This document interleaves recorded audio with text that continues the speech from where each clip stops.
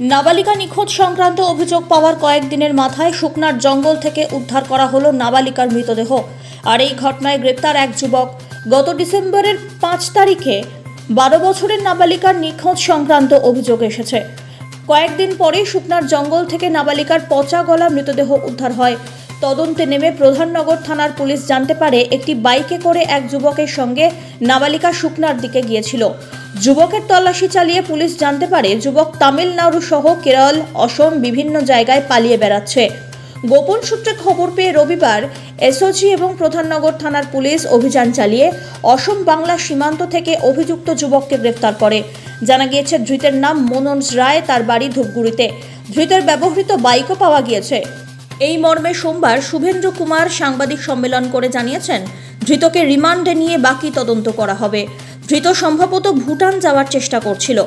ধৃত বিভিন্ন জায়গায় পালিয়ে বেড়ার চেষ্টা করছে। ইতিমধ্যেই তামিলনাড়ু, কেরালা, মণিপুর, আসাম হয়ে ভুটানে পালানোর পরিকল্পনাও ছিল। ধৃতকে আপাতত 14 দিনের রিমান্ডে রাখা হচ্ছে।